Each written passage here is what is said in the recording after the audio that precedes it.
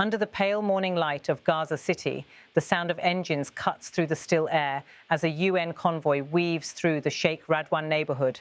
Dust and debris swirl around the vehicles, remnants of homes, schools and lives reduced to rubble. From one of the armoured SUVs steps Tom Fletcher, the United Nations Under-Secretary General for Humanitarian Affairs and Emergency Relief Coordinator. His face, half-shadowed under the brim of a blue UN cap, tightens as he surveys what was once the northern Gaza wastewater treatment plant, now a silent ruin. Fletcher walks slowly across the cracked concrete. Around him, engineers and UN staff point toward twisted metal pipes and broken control panels. The air is thick with the stench of stagnant water. The treatment plant, once critical to Gaza's sanitation network, stopped functioning months ago when power grids collapsed amid the war. Without it, waste flows untreated into the sea and streets, raising the threat of disease across already overcrowded camps. A local engineer, Saadi Ali, greets Fletcher with a handshake, weary but resolute. "Nothing, nothing, nothing," Ali says, his voice caught between anger and exhaustion. "They ask us to rebuild and maintain, but how? We have over 150 trucks waiting to enter Gaza, UNICEF trucks full of spare parts, equipment, all stuck outside the crossings. Without power, without materials, what can we do?" Fletcher nods silently, taking in every word. Behind them, the camera pans to a group of children sitting amid the rubble. 2 girls, their clothes dusty, clutching small notebooks and a broken doll. They watch quietly as the officials move on. Their school, just across the road, no longer exists. The UN humanitarian chief pauses again, facing what's left of the main filtration tanks. He turns to the cameras and speaks softly, almost to himself. "I drove through here 7-8 months ago," he says, his voice breaking slightly.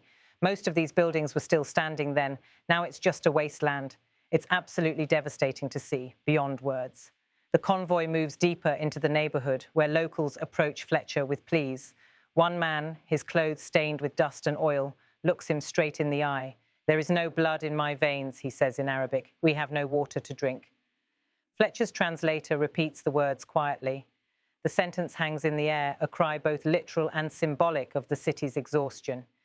As they walk past heaps of broken concrete and tangled rebar, Fletcher encounters an elderly woman standing beside the ruins of what used to be her home. She insists on offering him something, anything, but her hands are empty. "She apologized that she couldn't offer me tea," Fletcher later recounts, "and we should be apologizing to her. The world should be apologizing to her. It's not her fault she can't offer me tea. It's because we failed to stop this conflict. We failed to stop this devastation." The words resonate beyond the scene. They are not just about one destroyed plant or one family's loss, but about the moral wound inflicted on millions, the loss of dignity itself. What people want most, Fletcher adds, is dignity, not just aid. Dignity. For decades, Gaza's humanitarian crisis has been defined by short-term fixes, fuel convoys, food deliveries, bandages over a festering wound. But this time, Fletcher insists on something different. His visit marks the beginning of a 60-day emergency push, a plan, he says, to surge in food, get 1 million meals a day to people, restart power, restore sanitation, rebuild the health system, and bring children back to school. His tone is determined but heavy. "This is a massive, massive job ahead of us," he declares, "but we owe it to the people here who've been through so much." Behind the sound bites lies the sheer scale of the challenge. Gaza's infrastructure has collapsed, fuel is scarce, hospitals function at a fraction of their capacity. UN agencies warn of impending outbreaks of cholera and hepatitis due to contaminated water. Fletcher's plan, ambitious and urgent, depends on access that Israel has yet to grant. Without opening the crossings, Saadi Ali reminds him, nothing will enter.